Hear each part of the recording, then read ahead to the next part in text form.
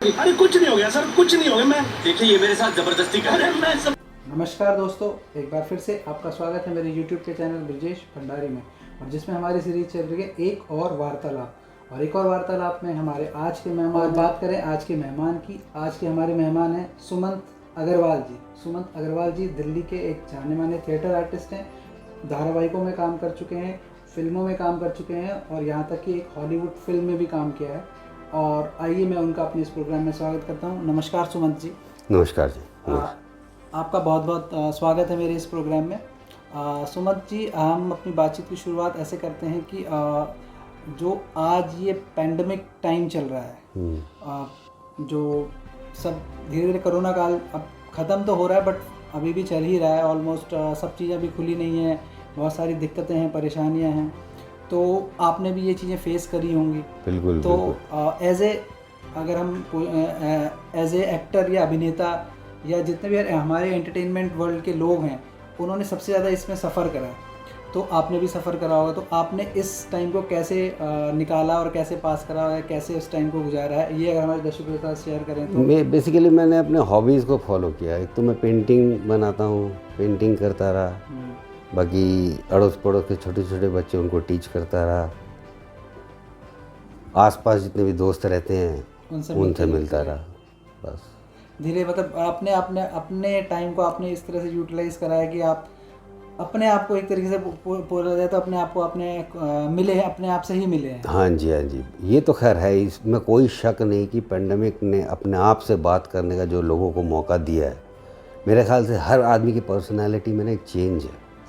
इस पेंडेमिक की वजह से अपने आप को पहचानना, जीवन की बारीकियों को समझना, सामाजिकता समझना, ये आ गया है, इसमें कोई शक नहीं। अब कितनी देर रहता है याद उनको, वो अलग। कब आपको एहसास हुआ कि आप अभिनय करना चाहते हैं? मुझे ऐसा लगता है हर आदमी ना एक्टर होता है। आपकी बात करता हूँ, जब आपने सबसे पहली बार अपनी माँ को कहा था ना, मम्मी आज मेरे पेट में दर्द है, मैं स्कूल नहीं जाऊँगा, दैट वाज एक्टिंग। एक्टर हर आदमी के भीतर होता है। और मेरा तो बचपन ऐसा बीता था, मैं बंगाल में पैदा हुआ हूँ, और मेरे घर को, बैठक को जो है मेकअप रूम बनाया जाता था, जहाँ तलवारें ये वो रखी हुई यात्रा करते थे बंगाली। तो वहाँ से मेरी स्कूलिंग हुई। फिर बाद में मैं यहाँ पे लुडलो कसल में ज्वाइन किया, दिल्ली आने के बाद, कलकत्ता से दिल्ली आने के बाद। वहाँ सौरभ शुक्ला थे, मेरे सीनियर थे। एक दिन Madras coffee house Connaught place में बैठे हुए थे। वहाँ कहता, सौरभ कहता थिएटर करें। ये मतलब 1980-81 की बात है। मैंने कहा यार हमें तो कुछ पता भी नहीं। मैंने कहा यात्रा तो मैंने देखी हुई है, 4 साइड ऊपर स्टेज होता है, दर्शकों के बीच में से चढ़ते हैं। दिल्ली के थिएटर मैंने देखे नहीं।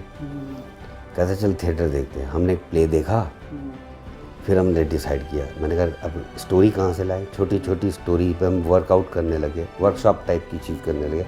3-4 दोस्तों को और मिला लिया। उसके बाद सौरभ कहता कहानी लिखूँगा। सौरभ ने एक कहानी लिखी, सब चलता है। सब चलता है, हाँ। उसमें हर चीज़ उल्टी थी। टीचर छुट्टी चाहता है, स्टूडेंट पढ़ना चाहता है, हर एवरीथिंग। और कोई भिखारी भी भीख मांग रहा तो अपने बोर्ड लगा के इतने बजे से इतने बजे तक भीख दे सकते, उसके बाद मैं भीख नहीं लूँगा। वो ओवरऑल टोटली कॉमेडी प्ले था। वहाँ से मैंने शुरुआत की। तो सौरभ ने जितने भी प्ले उसके बाद लिखे, सब में मेन रोल मैंने ही किया। और वहीं से मेरी जर्नी शुरू हुई बेसिकली। और फिर नशा, एक्टिंग का नशा चढ़ गया और हम बिगड़ते चले गए, एक्टर बन गए। तो फैमिली का क्या अप्रोच था इस वक्त? अरे एक्चुअली मैं बढ़िया फैमिली से हूँ। तो सारे इंडस्ट्रियलिस्ट हैं, सारे व्यापार करते हैं, भाई भाई सब। अब ऐसे में उस नाम से तो एक्टिंग कर नहीं सकता था। मैंने कहा लोगों को पता ना लग जाए, तो मैंने अपना नाम बदल लिया। अब मेन पहले वाला नाम तो बदल नहीं सकता, तो मैंने अपना सरनेम की जगह ना अपना गोत्र लगाने लगा, सांघी। तो मैं सुमंत सांघी लिखने लग गया। तो सौरभ कहता ये क्या कर रहा है। मैंने कहा यार घर में पता लग गया ना, मेरे जो है ना प्ले व्ले करने सब भुला देंगे। वो कहेंगे छोड़, ये सब कहेंगे दुकान पे ले जाके बिठा देंगे ऑफिस में। मैंने कहा वो मैं चाहता नहीं। तो बाकी एजुकेशन मेरी अच्छी है, बीएससी किया, बीए किया, एलएलबी किया, यूपीएससी के रिटर्न भी क्लियर किए हुए हैं। और घर से फाइनेंशियली भी ठीक था। लेकिन ये सब इन सब चीज़ों में हमारे मतलब उसमें प्रमोट नहीं करते, मतलब सपोर्ट नहीं करते बेसिकली। एक दिन बस वो नागपाल जी है, कविता नागपाल जी ने मेरे बारे में कुछ रिव्यू लिख दिया, फ़ोटो वोटो छप गई, बस उसके बाद कैसे छुपाता। अब फ़ोटो ही छप गई तो आप क्या कर सकते हो।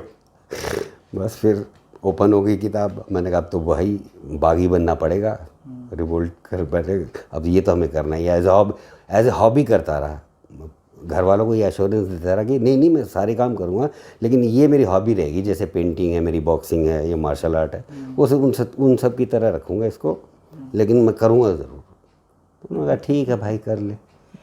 तो आपने जब ये तो थिएटर की बात हो गई, तो टीवी में और फिल्मों में आप कब आए और कैसे आपका आना हुआ टीवी फिल्म? वही थिएटर से ही पिक किया लोगों ने एक्चुअली। जो मंडी हाउस में जो अलग अलग एमेच्योर थिएटर ग्रुप्स थे ना, वो सारे थे तो मेरे सीनियर से ही, लेकिन अच्छे लोगों में उठ बैठ के ना, अच्छे अप्रोच के साथ साथ अपने आप ही आने लग गए।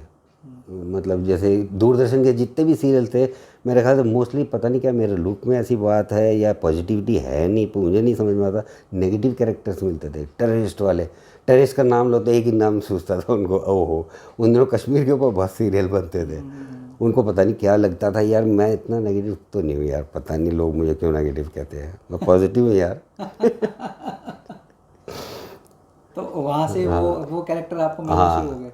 फिर उसके बाद क्या हुआ, मैं एक्टिंग स्कूल खोला मैंने, जिसमें ना मैं अपने बच्चों को ये सिखाने के लिए गया था कि ऑडिशन दिए किस तरह जाते हैं। तो पता लगा एक हॉलीवुड के कोई आए हुए हैं, वो ऑडिशन ले रहे हैं। मैं पहुंच गया अपने बच्चों को लेके सिखाने के लिए। तो एक स्क्रिप्ट दी गई, तो स्क्रिप्ट मैंने पढ़ी, मेरे से सीनियर लोग भी थे, मैं नाम नहीं लूँगा, वो ऐसे जैसे शेर पिंजरे में घूमता ना, ऐसे कर करके मेमोराइज कर रहे डायलॉग को, घूम, और मेरे को रोब मारना था अपने स्टूडेंट्स पे। तो मैंने एक बार पढ़ा, मैंने कहा okay sir I am ready. तो मैंने ऑडिशन दे दिया। ये हॉलीवुड की फिल्म? हॉलीवुड की फिल्म थी। अच्छा। और एल्बर्ट ब्रुक्स के लोग जो है ऑडिशन ले रहे थे। तो मैंने बड़ी नॉर्मली दिया, और मैंने खाली कंटेंट को समझा कि मैं हूँ कौन, ये कैरेक्टर क्या। बाकी तो हिंदी मुझे पता है कि अगर इंडिया में शूट करने आए हैं तो इंग्लिश की परफेक्शन नहीं देखेंगे वो, आपको टूटी, हाँ इंडियन इंग्लिश ही चलेगी और टूटी फूटी ही चलेगी। तो इतना मैं समझ गया था। तो मैंने वैसे हिसाब से जवाब दे दिया। पता नहीं एल्बर्ट ब्रुक्स को क्या पसंद आ गया मेरे अंदर, कहता आई वांट दैट बॉय। मेरे को ढूंढ ढाड़ के लिया और बहुत अच्छी पेमेंट्स दी, मतलब बहुत ही अच्छी, मतलब बिगेस्ट पेमेंट अभी तक मेरी वहीं से आई है।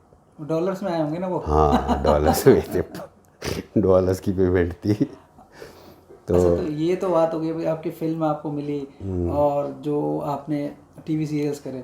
तो आपने एक स्कूल जो खोला है, जो आप स्कूल के बारे में बता रहे थे, वो स्कूल का एक्सपीरियंस कैसा था? वो बच्चों को आपका जो सिखा रहे थे वो क्या एक्सपीरियंस था, कैसा था वहाँ का? एक तो ना ये जिस एक्टर्स, मेरे ख्याल से सारे एक्टर्स ना, ये उनके ना रोम में एक्टिंग ही बसी है। खाना मत दो, पीना मत दो, चाय मत दो, खाली चाय देते रहो और उनसे एक्टिंग कराते रहो, खाना पीना सब भूल जाते हैं। ये एक जुनून है, हर एक्टर में है, खाली मेरे अंदर ही नहीं है, हर एक्टर जुनूनी होता है। उनको कुछ नहीं चाहिए, बस एक्टिंग हो जाए। होता क्या था, मैं अपने स्टूडेंट्स को पढ़ा रहा हूँ, सुबह 7 बजे से पढ़ाने लग रहा हूँ, 4 बज जाते थे, स्टूडेंट कहते सर हमने कुछ खाया नहीं। मैंने कहा बे मैं अपने ऊपर लेके सोच रहा हूँ, वो तो बेचारे स्टूडेंट है। मैंने कहा या किचन में जो भी देख लो खा लो। तो ये मैंने 4-5 साल चलाया स्कूल। उसके बाद मैंने दूसरी जगह पढ़ाया भी। बाकी पढ़ाने में भी एक ऐसा आता है ना, आप क्रिएटर बन जाते हो, ऐसा लगता है यू आर क्रिएटिंग समथिंग। ये एक नशा, ये एक अलग नशा है कि आपने एक एक्टर बनाया। जैसे एक नेपाल की एक लड़की थी, वो आज भी नेपाल में इंटरव्यू देती है तो मेरा जिक्र ज़रूर करती है, और वो जो प्राउड फील करा था, नो डाउट, और she is a fine actress. अच्छा, यहाँ एक चीज़ ये मैं आपसे पूछूंगा कि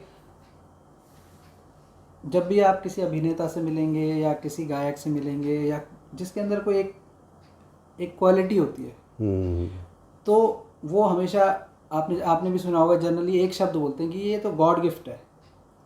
ठीक है, आप बोलते हैं गॉड गिफ्ट है। और जैसे आपने बोला कि आपने एक्टिंग स्कूल खोला था, तो यहाँ मेरा सवाल आपसे अब मतलब मैं आपसे ये जानना चाहूँगा कि क्या हम किसी को एक्टर बना सकते हैं अगर उसके अंदर एक्टिंग नहीं है? मतलब अगर कोई रॉ है चीज़, मतलब उसको एक्टिंग कुछ नहीं है, कोई उसको एक्टिंग आती नहीं है, कुछ नहीं है वो, पर आप एक्टिंग स्कूल में आ गया, तो क्या उसे हम एक्टर बना सकते हैं?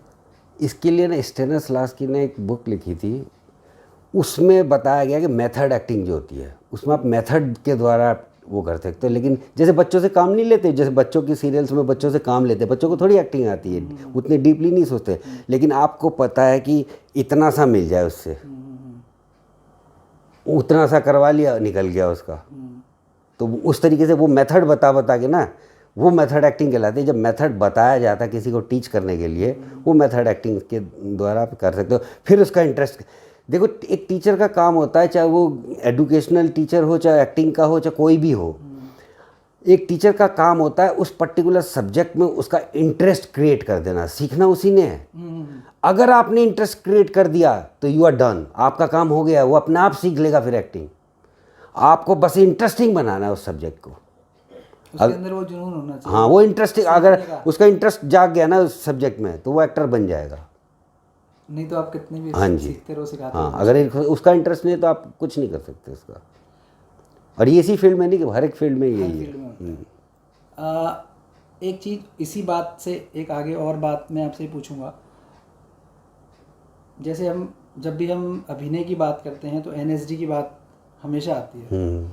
और एनएसडी पिछले अप्रॉक्स 76 या 77 से एनएसडी है। हर 3 साल में वहाँ से 20 या 24 बच्चे निकलते हैं। पर जो हमारा बॉलीवुड है या फिल्म इंडस्ट्री है या सीरियल्स हैं, उसमें चंद ही नाम हैं जो हम अंगुलियों पे गिन सकते हैं। तो ऐसा क्या है कि जो वहाँ का अभिनेता वहाँ जाके सक्सेसफुल नहीं होता? बॉम्बे जो दिल्ली का अभिनेता एनएसडी का आर्टिस्ट है, वो बॉम्बे जाके सक्सेस नहीं होता। नहीं, अब होने लगे। अब तो खैर एनएसडी एक अच्छा बड़ा नाम। एक्चुअली एनएसडी में एक अच्छी बात ये है, देखो किसी भी चीज़ पे लागू होती है ये बात, एनएसडी में एक डिसिप्लिन है। और डिसिप्लिन अगर आप में किसी भी चीज़ को सीखने के लिए नहीं है ना, वो उसी डिसिप्लिन के वजह जिसमें आपको मेकअप भी सिखाया जाता है, आपको योगा भी सिखाया जाएगा, आपको सब मतलब पूरी दिनचर्या उठने से लेकर सोने तक acting acting acting acting acting ही रहेगी। तो जब कोई चीज़ रोम रोम में बस जाना, चाहे वो स्पोर्ट्समैन है, चाहे टेबल टेनिस खेलता है, चाहे मार्शल आर्ट करता है, जब चीज़ें उतर के ना रोम रोम में बस जाती है तो वो वही हो जाता है। और आज की डेट में तो हमारा आप पूरे बॉलीवुड उठा के देख लीजिए, सारे एनएसडी के ही हैं बंदे। दिल्ली के आर्टिस्ट हैं, एनएसडी के ही हैं। किसी भी एक बड़े आर्टिस्ट का नाम लीजिए, वो इज़ फ्रॉम एनएसडी ओनली, ही और she is from NSD only. वो टाइम गया जब नशीर साहब थे या वो थे, वो 8 फिल्मों में आते थे, अब वो भी जो है कमर्शियल हो गए हैं।